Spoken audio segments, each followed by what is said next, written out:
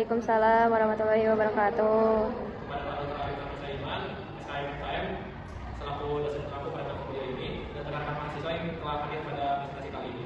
Kami dari kelompok 3 yang mengatakan, saya Faizi Kurniawan sebagai moderator dan seperti sebelah kanan saya. Saya Lagi Salisa Maharani sebagai pemateri. Saya Kisana Putri sebagai pemateri. Saya Kidemir Rawanti sebagai pemateri. Saya Indra Maharani sebagai pemateri. Saya Tari Anastasia Monika sebagai pemateri. Saya Satya Wijati sebagai pemateri. Baik, untuk mempersingkat waktu, kita langsung saja ke materi pertama, yaitu Najwa Kalista. Dipersilakan.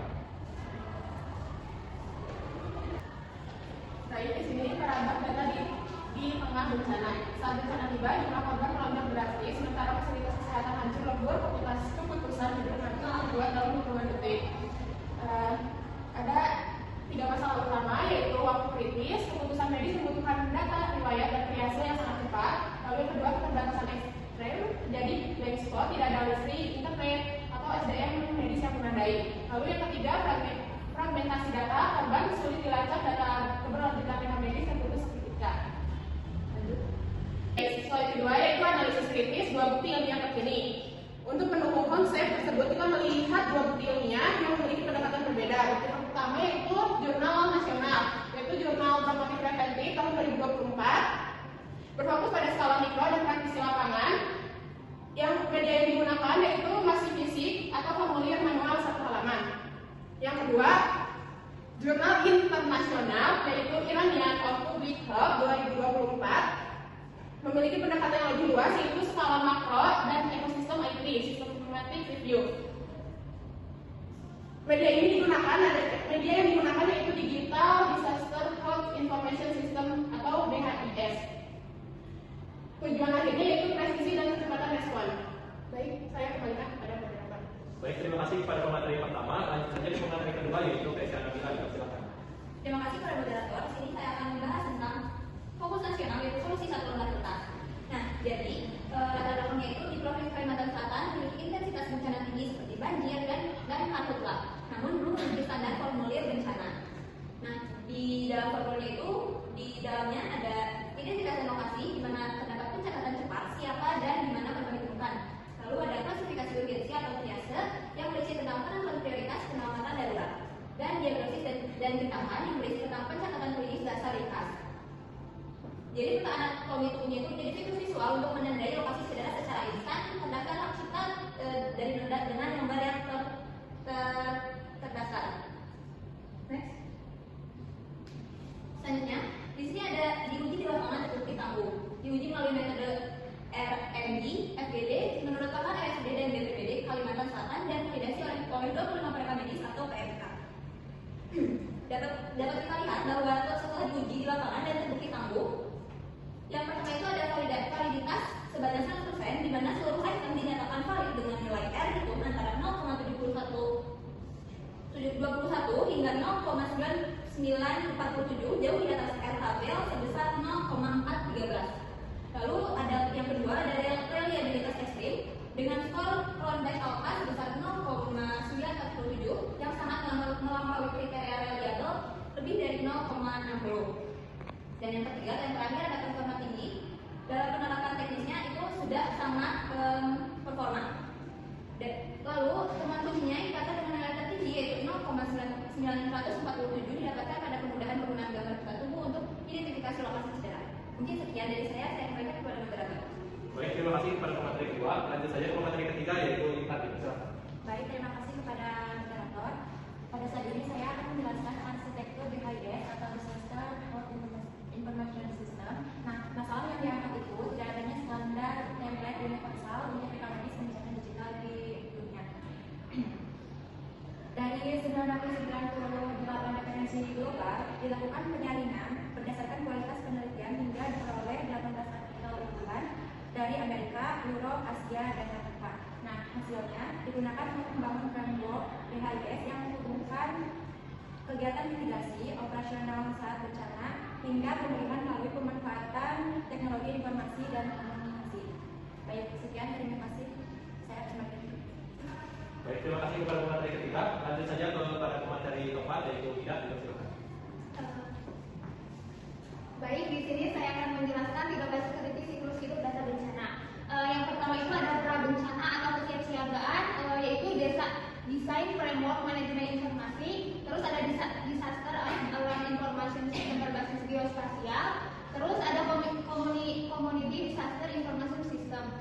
kedua itu ada saat bencana atau respon.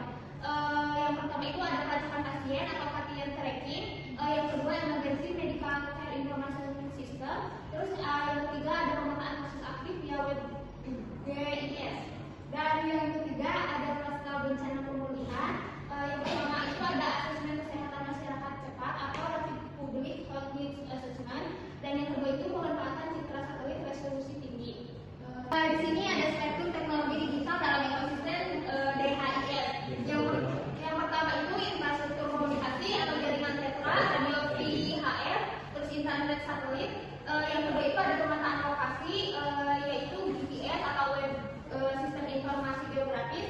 Dan untuk yang terakhir yaitu ada pelacakan phishing atau gelang RFID dan smart ring tag atau barcode. Nah, sistem digital ini tuh rentan mengalami instabilitas integrasi dan lumpuh total saat sinyal jaringan atau listrik terputus. Nah, saya kembalikan ke moderator. Baik, terima kasih kepada pemateri keempat. Lanjut saja ke pemateri yang kelima, yaitu kalian bersama. Selanjutnya yaitu ada matriks komparatif ukuran dan dunia. Di sini kita akan membandingkan sistem nasional dan juga sistem internasional. Yang pertama dari berikutnya yaitu sistem nasional masih berupa fisik atau pada satu halaman, sedangkan sistem internasional itu sudah menggunakan ekosistem digital. Ada juga dari kekuatannya yaitu sistem nasional kebal pemadaman listrik, sangat cepat diisi di lapangan dan juga sangat praktis. Untuk sistem internasional itu analitik real time, pelacakan spasial presisi dan juga manajemen komprehensif. Adapun kelemahannya, untuk sistem nasional itu data tidak real time, rentan hilang dan juga sulit direkapitulasi secara massal. Untuk sistem internasional itu kelemahannya rawan lumpuh tanpa listrik atau sinyal, mahal dan juga butuh literasi digital yang tinggi. Selanjutnya, realita lapangan. Mengapa keduanya tidak bisa berdiri sendiri? Di Indonesia, gempa, longsor, dan banjir nyaris selalu menciptakan black spot, mati listrik dan jaringan telekomunikasi terputus sehingga pada jam-jam paling krusial. Jadi, jika kita hanya mengandalkan digital, sistem secanggih apapun itu akan lumpuh total saat bencana menghantam infrastruktur. Lalu, jika kita juga hanya mengandalkan kertas, yaitu sulit dievaluasi oleh pusat, distribusi lambat dan juga risiko kehilangan data yang medis permanen itu juga tinggi. Maka dari itu, dibutuhkan jembatan yang menghubungkan ketangguhan kertas dengan kecerdasan digital. Terima kasih, saya kembali kepada moderator. Baik, terima kasih kepada pemateri kelima. Lanjut saja ke pemateri terakhir, yaitu Sabila yang bersama.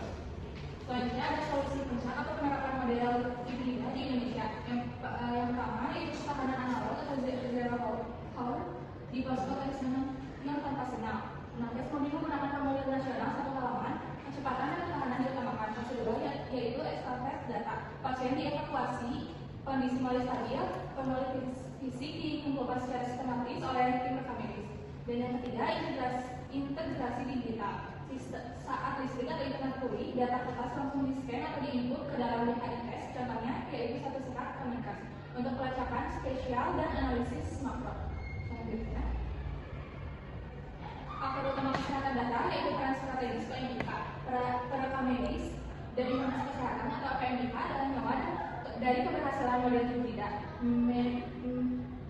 Manajer lapangan yaitu mendistribusikan dan menjaga kualitas sistem model medis manual di dalam bencana.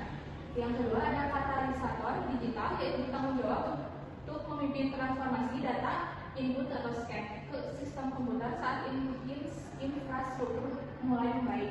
Yang ketiga pelindungan data yaitu memastikan rekam medis pasien terekam secara valid, aman dan dilaporkan ke pemerintah pusat tepat waktu. Terima kasih. Saya kembali kepada pemerintah. Baik, terima kasih kepada pemateri yang telah menyampaikan presentasinya. Baik, lanjut saja ke sesi berikutnya. Sebelum ke sesi kesimpulan, apakah ada yang ditanyakan? Izin bertanya, sebelumnya perkenalkan nama saya Pradipani Fitri dari perwakilan kelompok 4 di sini. Saya akan bertanya terkait apakah penerapan rekam medis bencana berbasis digital di Indonesia ini benar-benar efektif jika terjadi bencana yang menyebabkan listrik terus juga jaringan internet yang terputus. Menurut kalian itu gimana alternatif solusinya kalau ada bencana yang menyebabkan mati listrik dan jaringannya terputus? Mungkin cukup sekian, terima kasih. Izin bertanya, saya Zalfa Nurwaida dari kelompok 6. Bagaimana sih cara memastikan keamanan dan kerahasiaan data korban ketika rekam medis bencana harus dibagikan secara cepat kepada berbagai pihak? Baik, di sini saya akan menjawab pertanyaan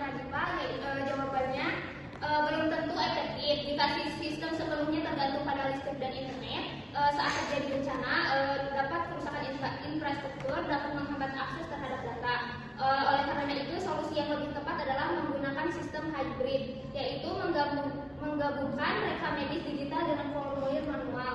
Data korban dapat dicatat terlebih dahulu menggunakan formulir kertas, kemudian dimasukkan ke sistem digital setelah listrik dan jaringan kembali tersedia. Apakah sudah cukup? Sudah, terima kasih. Selanjutnya izin menjawab pertanyaan Bapak, yaitu dengan pertanyaannya yaitu bagaimana cara memastikan keamanan dan kerahasiaan data korban ketika rekam medis bencana harus dibagikan secara cepat kepada berbagai pihak, yaitu keamanan data dapat dijaga dengan membatasi akses hanya kepada petugas yang berwenang, menggunakan akun dan kata sandi, menerapkan akses sesuai tugas, serta melakukan pencadangan data secara berkala. Selain itu, PMIK perlu memastikan bahwa informasi korban hanya diberikan kepada pihak yang berkepentingan dalam penanganan bencana dan tetap mengikuti aturan mengenai kerahasiaan serta perlindungan data kesehatan. Pak, sudah cukup? Cukup, terima kasih. Mas, langsung saja kepada kesimpulan pada presentasi kali ini. Yang pertama yaitu pentingnya kesederhanaan. Jadi formulir fisik satu lembar tetap dibutuhkan agar kecepatan tanpa ketergantungan teknologi adalah fondasi respon darurat di riset nasional. Lalu yang kedua yaitu pembuatan ekosistem terpadu, yaitu sistem DHIS diperlukan untuk analisis skala besar, pelacakan spasial, dan kesiapsiagaan prabencana riset internasional. Lalu untuk sinergi masa depannya, manajemen krisis kesehatan Indonesia harus mengadopsi integrasi sistem manual dan digital, yaitu hibrida yang diorkestrasi oleh tenaga PMIK yang kompeten. Jadi mungkin cukup sekian yang dapat kami sampaikan. Kurang lebihnya mohon maaf. Wassalamualaikum.